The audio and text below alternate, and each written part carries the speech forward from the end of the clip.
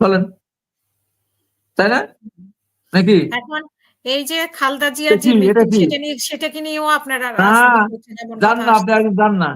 আপনি তো এত জনপ্রিয় উপস্থাপিক, আপনি আসেন তো এয়ারপোর্টে, কয়টা লোক আপনি রিসিভ করতে যায়? আপনি থানাতে মানিক ভাইকে দিক দিতে কয়টা লোক যায়?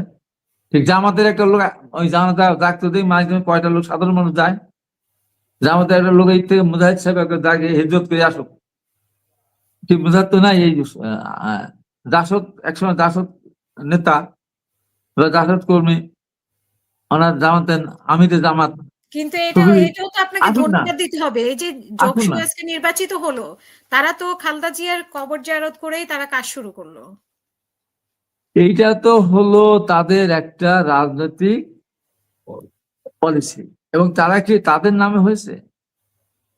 ডাকসুতে তারা জয়লাভ করে ছাত্র শিবিরের নামে প্যানেল দিয়েছিল যে আমরা স্বাধীনতার বিপক্ষ শক্তি, জামাত ইসলাম, তার ছাত্র সংগঠন, ইসলামী ছাত্র শিবির, সাবেক ছাত্র সংঘের, না, এটা বলছে।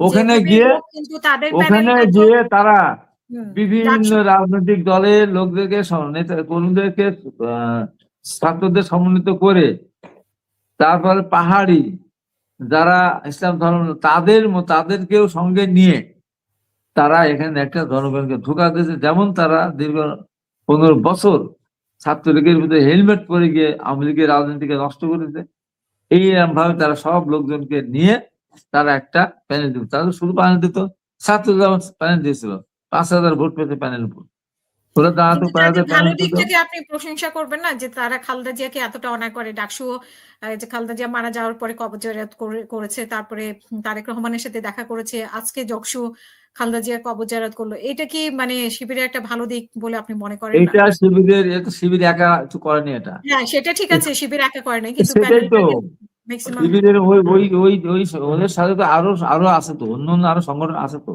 তাদেরও তো দেশনেত্রী বেগম খালেদার প্রতি শ্রদ্ধাবোধ আছে, তাদের মানে তো স্বাধীনতা চেতনা আছে, তাদেরও দলমত তো জিয়া নির্বিশেষে রহমানের প্রতি সবারই তো শ্রদ্ধাবোধ খালেদা আছে। জিয়ার প্রতি শ্রদ্ধাবোধ আছে, তো সেই হ্যাঁ, ক্ষেত্রে এই কারণে, এই কারণে তাদের সাথে যারা সহযোগী যারা ওই প্যানেল ছিল, তাদের ভিতর থেকে তাড়না ছিল যে যেতে হবে, গিয়েছে।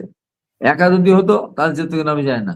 তারপরে রাজনৈতিক ভাবে অনেক সময় ইচ্ছা না থাকলেও অনেক সময় যায়, সেটা বলতে পারে শিষ্টাচারী যদি বলেন, সেটা আমি ভালো দিক দিয়ে ধরি, সেটা হতে পারে, সেটা হতে পারে। তার মানে এই না আপনি ডাকসুর প্যানেল গেল আর 1 2 3 4 তারেক রহমানের পিঠে মার, এই যে বাজেট স্লোগান, 1 2 3 4 টেনে চালা হাওয়া, তারেক সময় কাওয়া, এসব স্লোগান, ম্যাডাম খালেদা জিয়ার বিরুদ্ধে স্লোগান, এটা কি আপনার এটা কি শ্রদ্ধা, শ্রদ্ধা দেখানো? উঠেই যখন তার দলকে বলছে চাঁদাবাজ একটা দল, চাঁদাবাজ চলে গেছে, এক এক ডাকাত গিয়েছে, আর ডাকাত ডাকাতি করা শুরু করেছে। ওই যে কথা হলো কি, ওই যে সে একটা ছোট্ট গ্রামের গল্প, একদম সাধারণ গল্প। মা কাছে গল্প, মা কি আর বলবো, আব্বাকে হাতের ভিতরে এত জুতা পিটা করলো, ভাগ্যিস আমাকে কিছুই বলে নাই, আমি খুব সম্মানের সাথে বাড়িতে আসছি। তো বাপকে জুতা পিটা করলো, ছেলেকে কিছু বলে নাই, ছেলে আজ বলতে ওই লোকজন খুব ভালো। আমার দলকে আপনি বলবেন সন্ত্রাসী সংগঠন, আমার দলকে বলবেন চাঁদাবাজ, খালেদা জিয়ার দলকে বলবেন চাঁদাবাজ, আর আপনি মাজারে যাচ্ছেন, মুখিয়ে আপনার এক, বাইরে আর এক। এটা আরেকটা মুনাফা।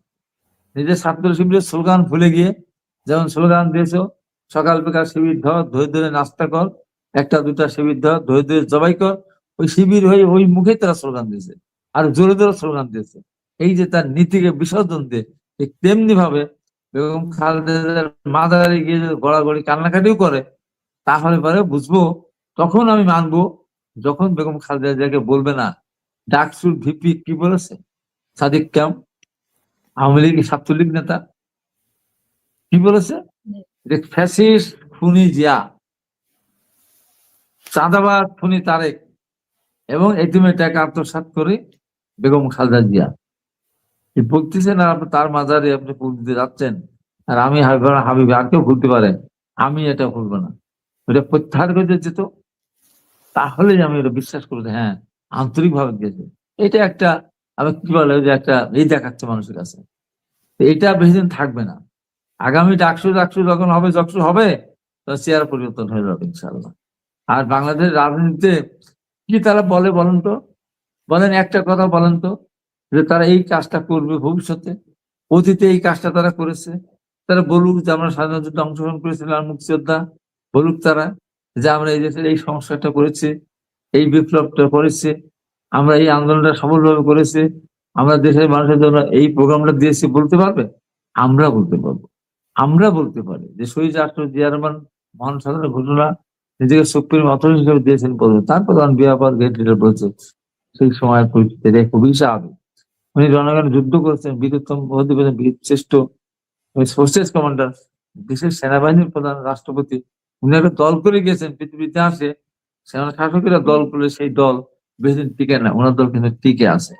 ম্যাডাম খালেদা জিয়া কত সংস্কার করেছেন, মেয়েদের অবদান শিক্ষা ব্যবস্থা পরিচালনা করেছেন, আপনার ওখানে খাদ্যের বিনিময় শিক্ষা চালু করেছেন, উপবৃত্তি দিয়েছেন, বেসরকারি ব্যাংক, বেসরকারি শিক্ষা বিশ্ববিদ্যালয়, বেসরকারি ওনারা পলিটেকনিক। ক্ষমতায় আসলেও তো ওনারা দিবেন ওরা কি মানে করেছে? ওরা কি বেকার করেছে? যাদের জামাত ক্ষমতায় কি আসলে করেছে বলুন? জামাত কি করে বলুন? ক্ষমতায় আসলে দিবে। আসেই তো এখন না, আসার আগেই তো, আসার আগেই বলছে আমাদের কথা মতো চাঁদ কি সূর্য দাঁড়িয়ে থাকবে, আমার কথা মতো প্রাইমারি স্কুল চলবে, আমার পিছনে হাই স্কুল চলবে, আমি বললে, আমরা বললে ধরবে আসামি, আমরা না বললে, ছাড়তে না বললে ছাড়বে না আসামি। ক্ষমতা থাকা আগেই আগেই বলছে আমাদের দিকে কেউ চোখ তুলে কথা বললে ডান হাতের না বাম হাতের আঙ্গুল দিয়ে জিব্বা টেনে খুলে পায়ের নিচে ফেলবো। ওনারা বলছেন না, প্রধান নেতা বলছেন না, জাসদ নেতা একসময় বলছেন না যে ভোট দেউক বা না দেউক আমরা এই রাষ্ট্রের ক্ষমতা যাবো।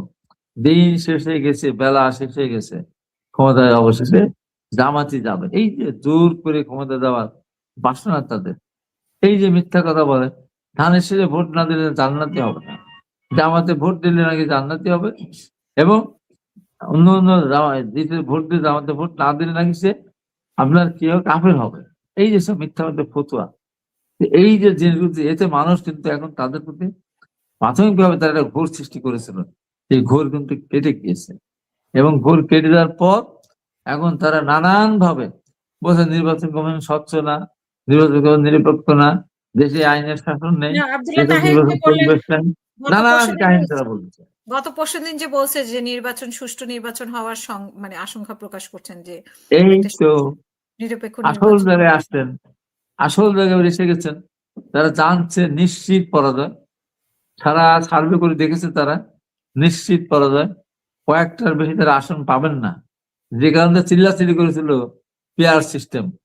যদি তারা জানতো যারা শক্তিশালী, আপনি যেটা বললেন, তাদের জনপ্রিয়তা আকাশের সাথে ছুঁয়ে গেছে, এখন আকাশ ভেদ করতে পারতেছে না মেঘের কারণে। আর আমাদের জনপ্রিয়তা এতই নিচে নেমে গেছে, সমুদ্রের তলে গিয়েছে, তার তলে মাটি আছে বলে আমাদের জনপ্রিয়তা তার নিচে যেতে পারতেছে না। তাহলে তার পেয়ার পেয়ার করে কেন? কেন পেয়ার পেয়ার করতো? পেয়ার পেয়ার ওই কারণে যে তাদের আকাশে তাদের মাথা ঠেকেনি, জনপ্রিয়তা ওর জন্য ঠেকেনি। এখন তারা এটা বলছে কেন?